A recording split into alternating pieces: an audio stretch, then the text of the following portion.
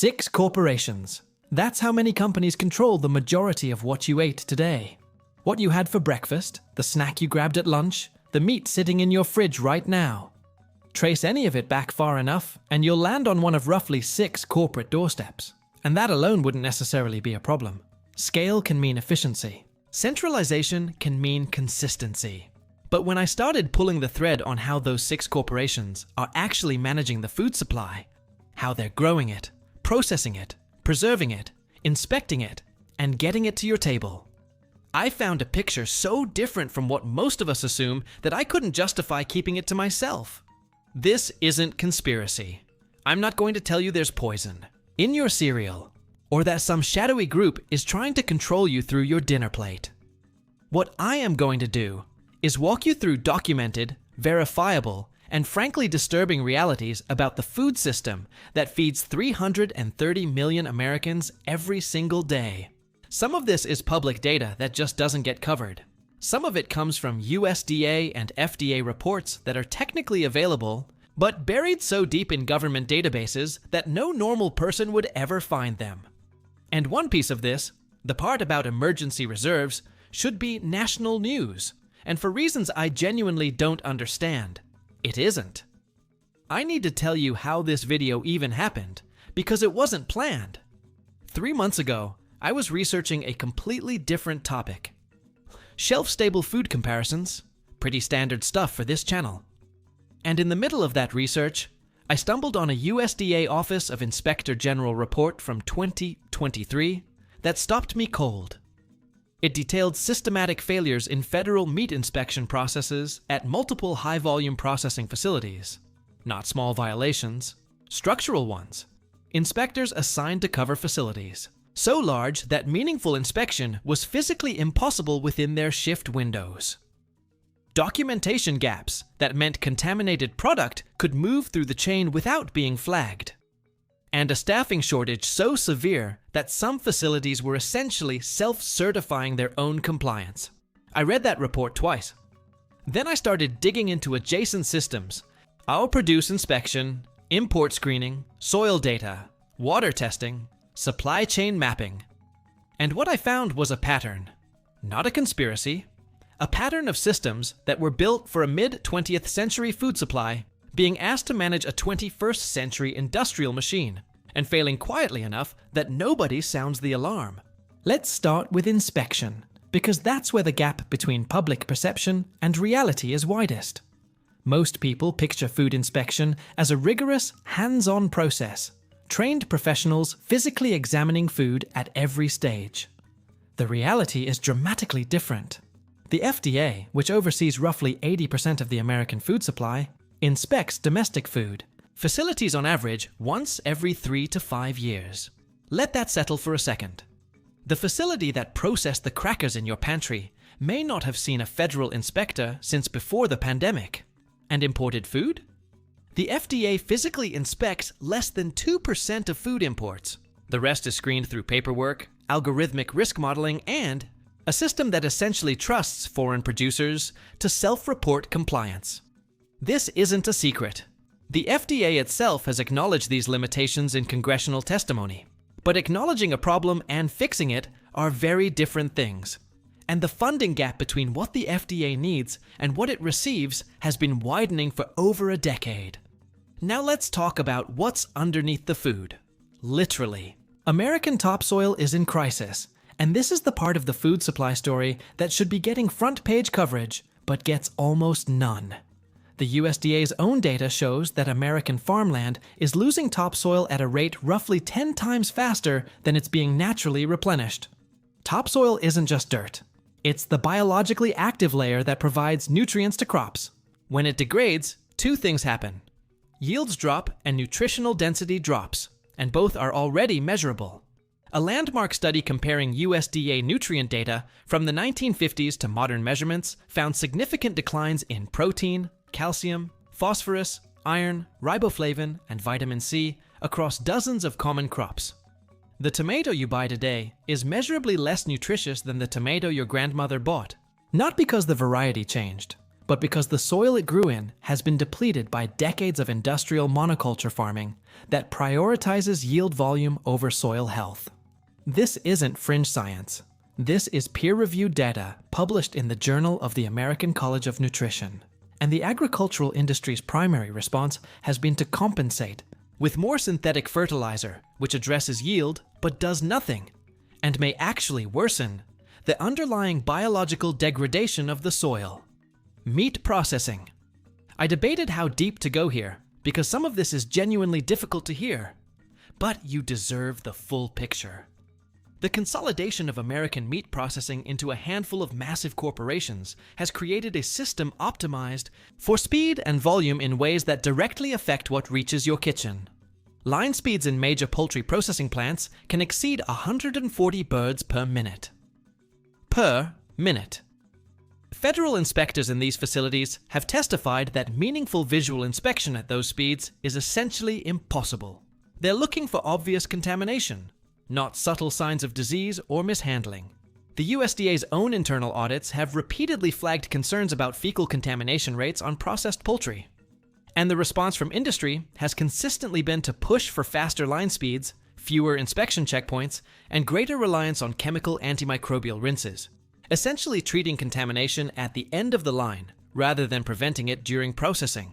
This doesn't mean every piece of chicken at the grocery store is dangerous, but it means the system's margin for error is thinner than most consumers would be comfortable with if they saw the data.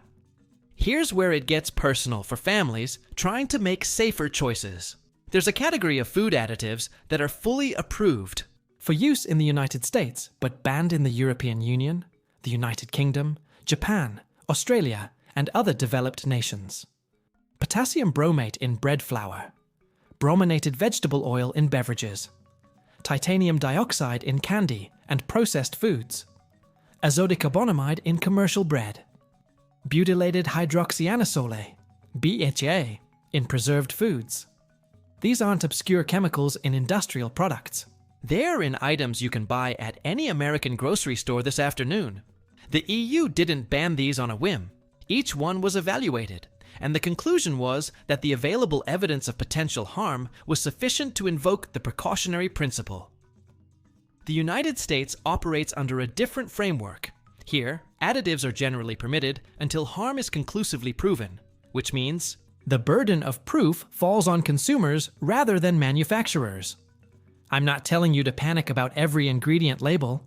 I'm telling you that the regulatory philosophy governing what goes into your food is fundamentally different in this country than in most of the developed world, and that difference has real implications for what's in your family's daily diet.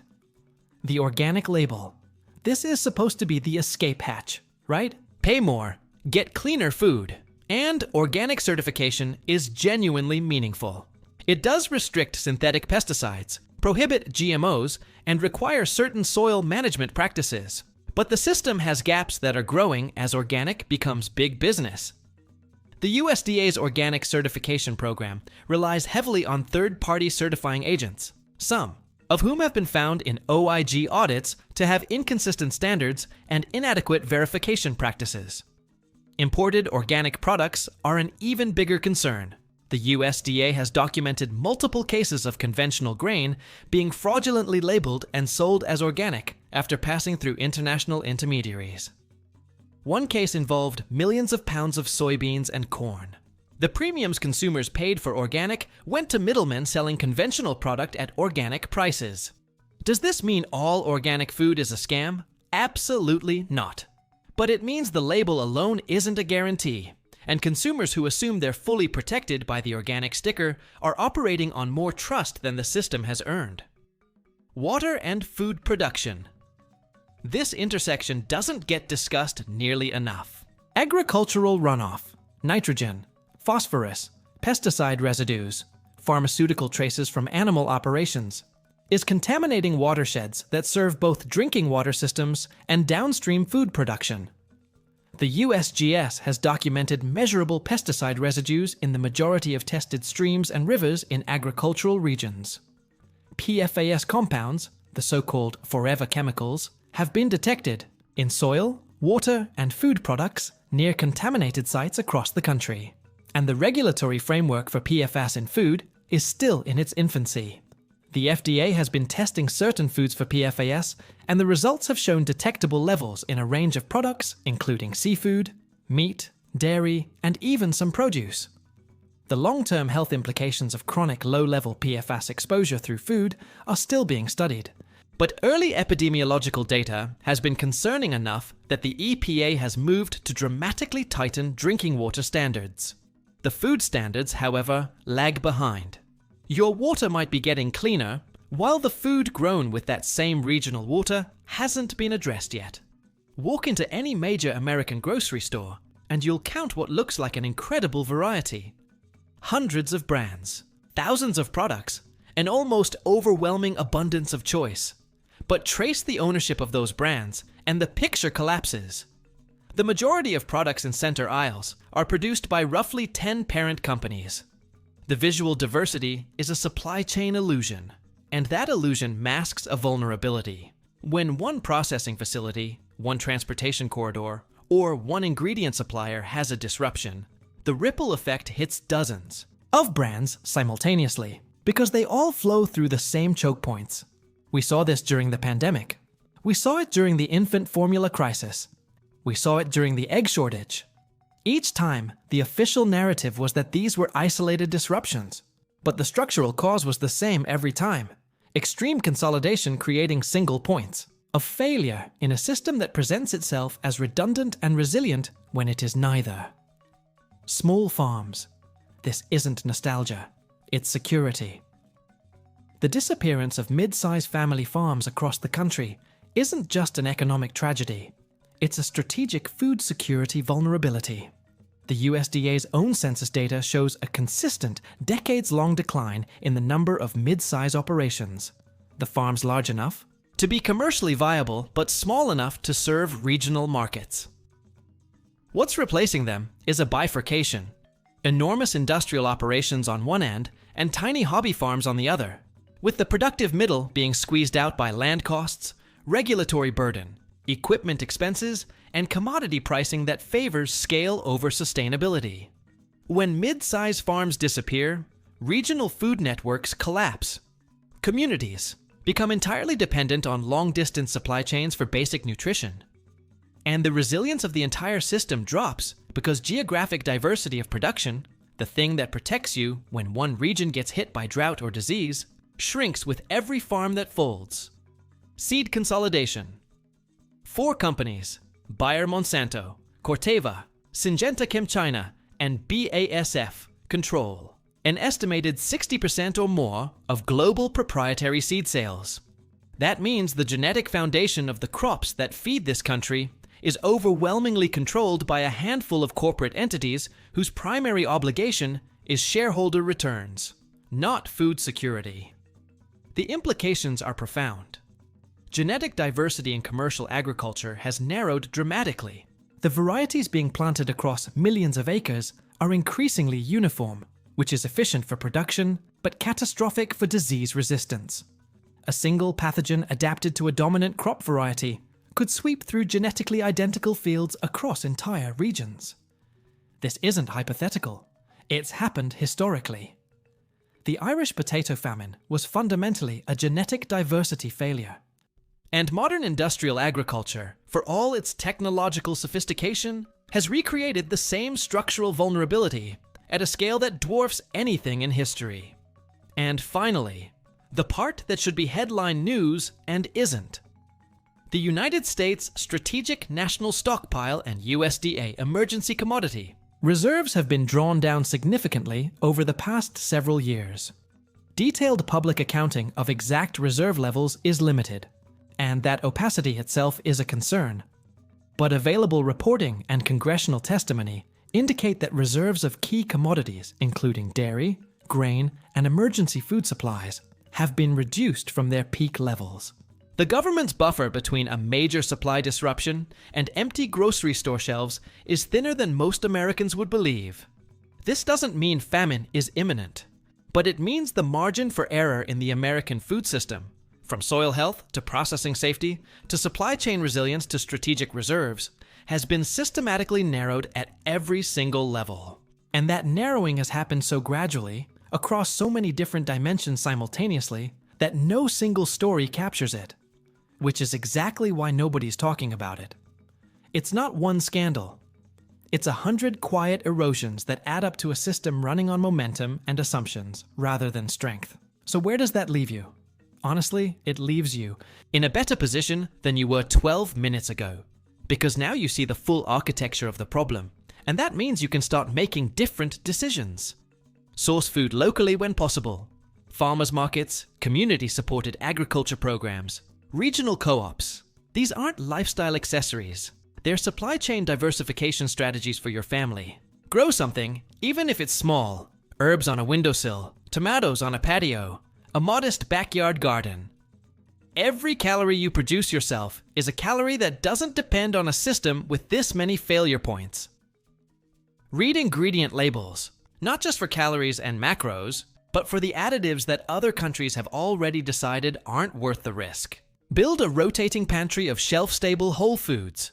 Rice, beans, oats, canned vegetables, cooking oils, that gives your family a buffer measured in weeks, not days. And pay attention. That's maybe the most important one. The information I shared today is publicly available. It's just not amplified. The more families who understand how this system actually works, the more pressure builds toward genuine reform rather than cosmetic reassurance. Tell me in the comments, what part of this hit hardest for you? Was it the inspection gaps, the soil depletion, the reserve drawdown? I genuinely want to know, because the comments on videos like this shape what I investigate next, and this community consistently surfaces details and local stories that I can't find in any database. Share this with someone who still assumes the food system is working the way it's supposed to. Not to scare them, to inform them. There's a massive difference. And if you're not subscribed yet, this is exactly the kind of deep research I publish every week. Sourced, practical, and built to help you make real decisions for your family. Next week, I'm releasing a complete guide to building a local food network from scratch, even if you live in a city. You're going to want that one.